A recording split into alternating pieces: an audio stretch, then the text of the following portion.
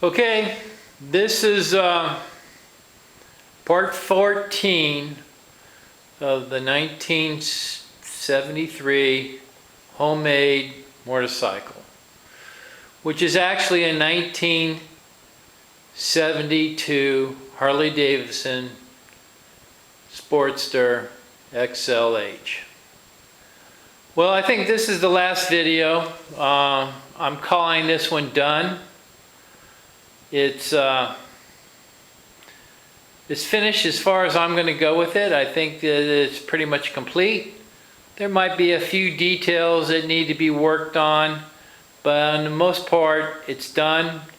I've got the tank mounted, and I've got the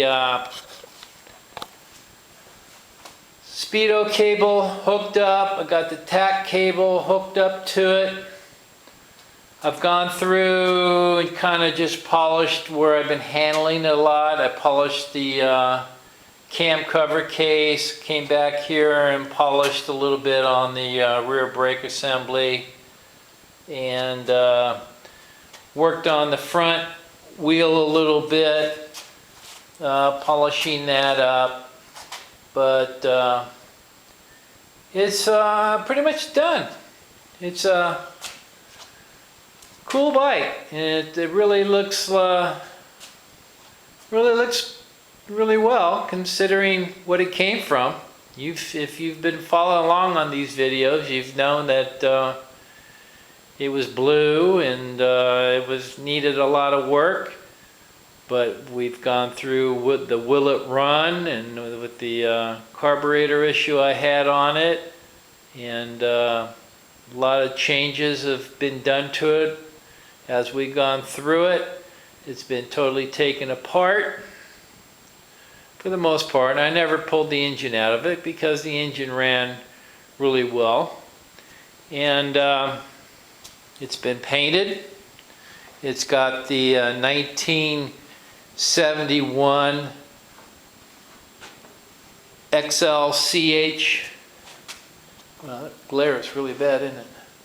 The XLCH kind of paint job on it.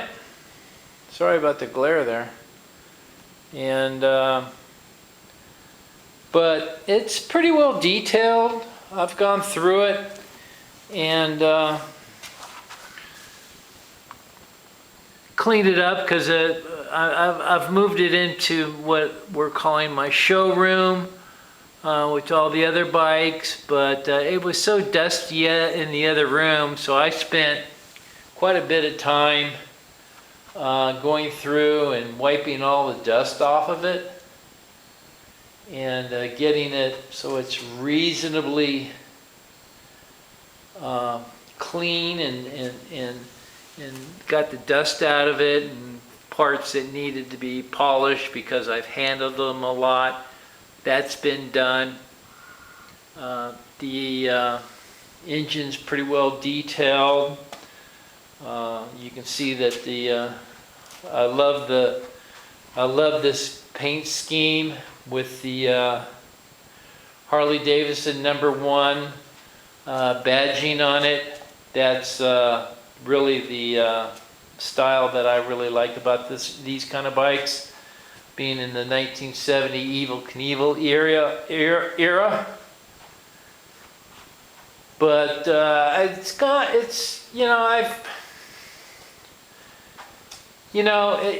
did not do a full restoration on this bike. I mean, I've tried to do it on a very limited budget, and that's the whole idea here for me, is to take a bike that I bought this bike up in Long Island, New York, off of a really nice guy, and he bought it off of eBay. I think he paid like $4,500 for the thing, and he bought it thinking that it was so restored. And you've seen some of the things that we've gone through on this bike in the restoration, like the front brake drum. That whole wheel assembly was sandblasted and then painted with some sort of auto body metallic silver paint. The same was true on the back. Everything had been painted. When I pulled the rear drums off, the rear brake drums, you saw where they were actually the brake drums inside the brake hub. If I get over here, and the back brake hub there, I mean, why would you paint inside there? So, and like parts like this, that was just a piece of pipe in it. And so it's gone through quite a change. And the changes,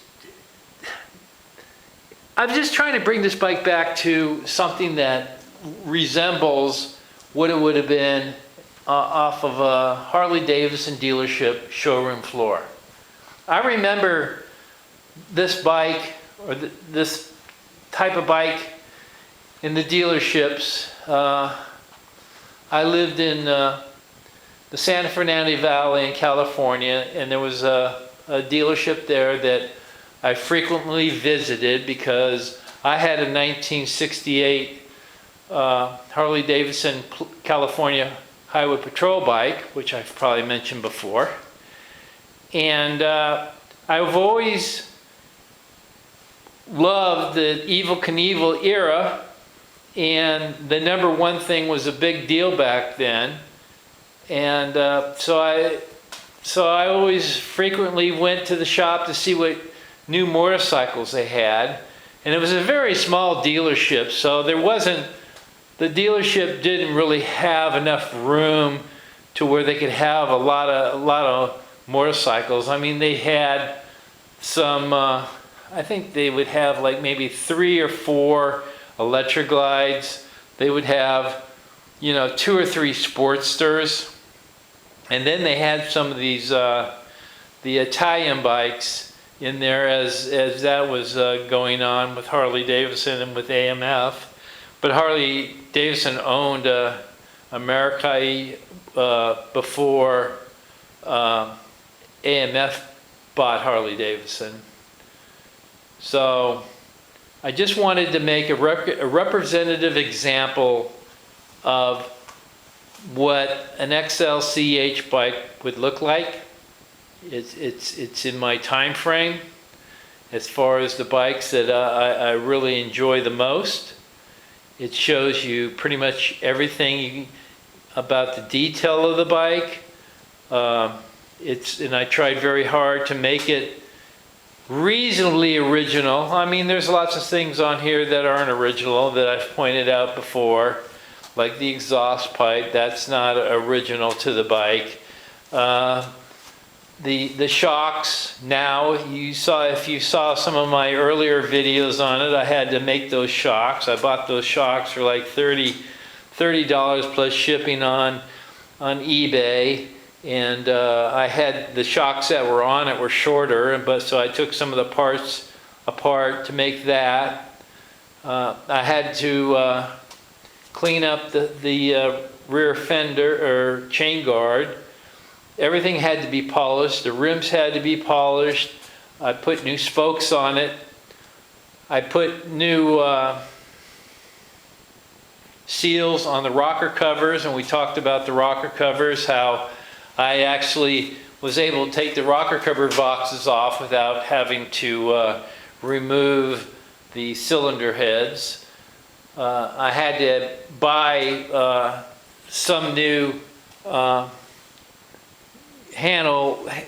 brake handle and clutch handles. Those are polished and they're correct for the time period.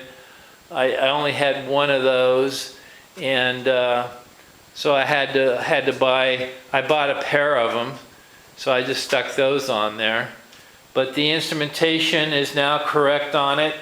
It's got both the high beam and on the generator and on the oil pressure gauge. Oh, look at the kitty cat coming in here, sneaking around. Yeah, what are you doing, Harley? This is Harley. He's one of my helpers. Yeah, dude. So that's been done. It's got I had to buy some foot pegs for it. And this is the original foot pegs in the back. Save those. I mean, a lot of the parts were just, they were here. It just had to be cleaned up and re-cleaned up. And I would paint parts that would have been CAD coated. Since I don't have a cadmium plating process here, I use a chrome spray paint that you get out of a rattle can, and use that as the cadmium look. And the cadmium look is, you know, it comes out pretty good. Like the brake pedal there, that's been spray painted, but it's a cadmium look to it. But any of the parts that needed to be painted, that's what I do for that. I did have to buy this seat. I was going to use the buddy seat that I have from another project, and I just thought that this is the correct seat for a 1971 XLCH. It's not really the buddy seat. It's just the Sportster style seat for it, and that was the seat to have on it. It is a it is an original seat. I bought it off of Evil Bay. So the decals, you can purchase those decals off of eBay. There's a nice guy that I've dealt with a couple times now. He was out of stock on them, and I asked him if, you know, he was still making them, and he said sure, he would get a set for me, and so he's got those on eBay, and they're very, very accurate for this bike. The number 1 emblem, and you can see here the decal on the tank, how accurate that is. I mean, that's very accurate for the bike. It's got the front stripe for the front fender, which is the same stripe scheme for the 1971 Sparkling America Super Glide. And it's also the rear fender here. The stripe carries through to the back of the bike, which is the red, white, and blue. And I've actually put, you know, new seals on the light assembly there. It's got a aftermarket rear brake light on it. The chain was really an amazing chain. It's an O-ring chain, and it looks like it had very few miles on it. The sprocket assembly on the brake drum assembly, that looked like it had been replaced with a new sprocket. So that's in really good shape. The rocker boxes on top of the heads, those really polished up really well. I did have to replace one of the push rod covers because it was pretty badly, the chrome was wearing off of it, so I replaced that. But it carries the original fuel gauge for it, and I've put the correct hose clamps for it, both on the carburetor and on that, because that's the way it would be back in the day. So it really came out really well, and I'm happy to have this in my collection. It's a bike that really is part of the Harley Davidson history and the newer era for you know, the sport bike. This was in the competition for the, you know, the bikes coming from, you know, BSA and Triumph and Norton. This was probably one of the last bikes that was in that era to try to you know, compete with that market, because there was a lot of competition. And you know, the Honda The Honda 750 came out in what, late 1969, and that was in huge competition. And then the Kawasaki started, producing bikes in the 1970s. I actually had a 1978 KZ1000. Wow, what an amazing bike that thing was. It would run circles around this bike now. So I'm just here to restore bikes back to where I'm not, I don't have unlimited funds. I'm trying to do this on a very limited budget. I'm retired, and so I don't have a lot of money to spend on these bikes. So I try very hard to buy parts that are reasonably priced on eBay, and to where I can bring these bikes back to a reasonably looking restored condition. A lot of effort is actually just in the polishing. The heads are aluminum, the side cases are aluminum, so they can be polished. This particular bike, it had a reasonably good exhaust system on it. The tins, actually, the tank was in really good shape. The rear fender, you saw the struggle I went through on the rear fender of this bike. I actually decided to take the rear fender off of the 1968 XLCH that I recently purchased, and I had to go in and modify it to take out the battery box that was in that bike. So now the XLCH that I have now has a brand new aftermarket fender, and this was actually an aftermarket fender as well, but I repaired it and got the battery box out of it, so I salvaged that. So I'm splitting the cost difference. So I've got about it's about $80 in this rear fender from what it was. So that saves me a lot of money, and now I have a really good rear fender for the XLCH that I'm buying or purchased. All the tack and the speedo cable, that's all V-twin parts. Most of the aftermarket parts, I try to buy V-twin stuff. I think the V-twin, yeah, they've had some issues with their quality, but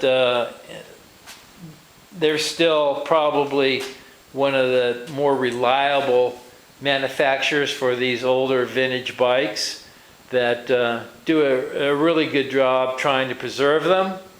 And so I try to do that. But the front fork assembly, that was the chrome was really good shape on it.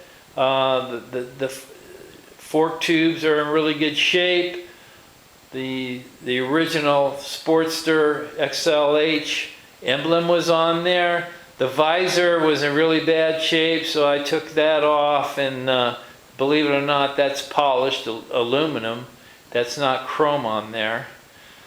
The headlight, that headlight was from some other bike that I had that had pretty good trim on it and a good headlight in it. So that's been utilized. The generator had been, I went in there and I rebuilt the brushes needed help, so I rebuilt that. But you can see here the decal on the primary cover, that really came out well. I did try to polish the clutch port there where you can go in and adjust the clutch, and then the top one, it's still pretty rough, but it's polished out for the, that's the oil fill for the primary case. I did have to buy a new top cover for the battery box. The side cover came with the bike, and I also had to buy the top strap for the battery cover.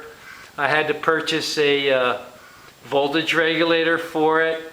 The voltage regulator, I paid $15 for that plus shipping, which is brand new. It's an aftermarket. And then the starter relay. The starter relay is actually the original starter relay for the bike. It's a Remo or something like that, starter relay, which is original to the bike. I mean, it's a 50-some-odd-year-old bike. But when we were going through the will it start, it worked fine. So that was done. The bike has been totally rewired directly through the Harley-Davidson wiring schematic for a 1972 XLH bike. The tires, they came with the bike, and I didn't bother going ahead and trying to change those out. I think that they should be different tire patterns, but I wasn't going to worry about that.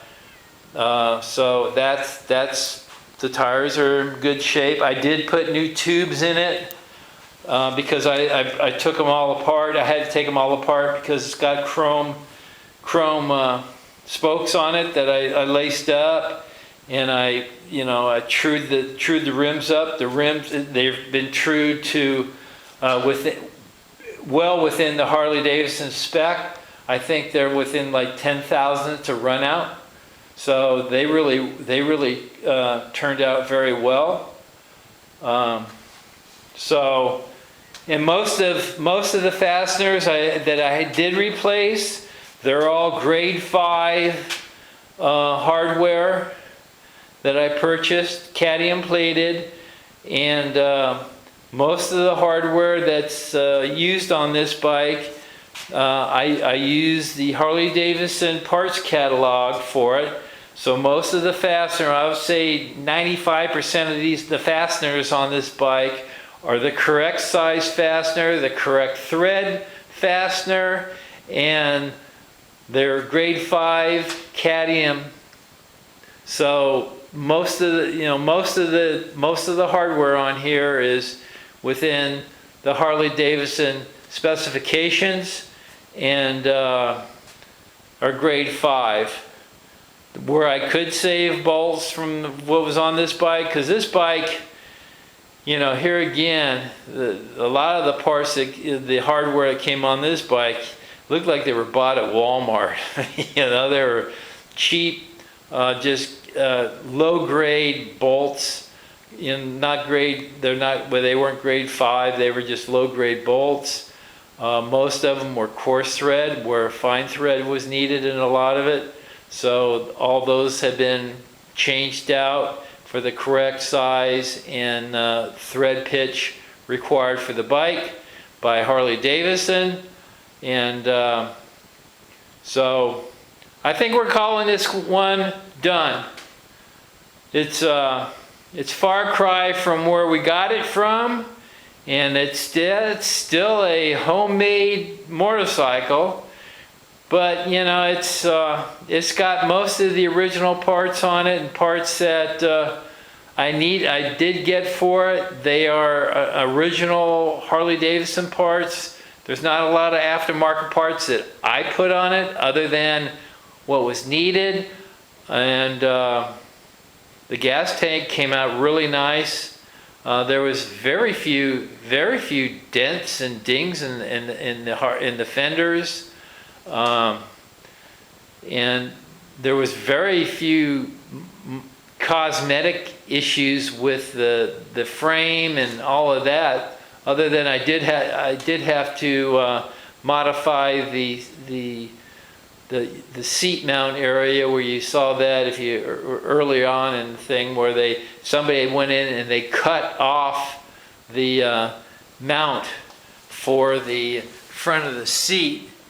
There, you can see here, you can see up in here, this was cut off, and so I had to weld that in there. So now it's got the correct thing in there, and the seat's got there's a tongue, there's a bolt that goes across there, and then there's a tongue up in there that mounts, that catches that, and then the two back bolts are caught here.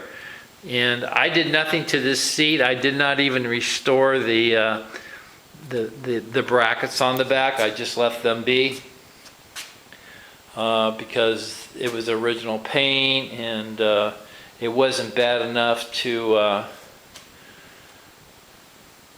redo. It's got the front and rear brakes actually were in really good condition. They were within spec. I measured the drums and they hadn't been machined. The brake assembly worked out well. It's got a new clutch cable in it, which is correct for this bike. And the bracket inside there, it had been modified. It looked like it had been, the bracket that holds the clutch cable looks like it was broken at some point, but I inspected it and it still functionally works correct, so I did not replace it. It's an easy fix if it needs to be. Somebody would want to go back in and fix that. It does have a new primary cover gasket. The heads, the rocker boxes, it's got brand new gaskets on that from James Gasket. The pegs are correct for the back of the bike. And so the shocks and everything, it's really came out well. Really came out well. So I'm gonna, as I said, I'm calling this done. And it's got a key ignition. Everything works on the bike. So this is the end of the 1973 homemade motorcycle, which is the way it's titled. And it's actually, what I can tell, it's a 1972 Harley Davidson XLH Sportster. Every indication leads to that. There's not a lot of other parts that are earlier or whatever. So I'm going to sign off now. I want to thank you for watching this series. Don't forget to subscribe and like and comment. I've been answering comments about this. We've had quite a few comments on this series, and I try to comment back to people or respond to the questions that they provide.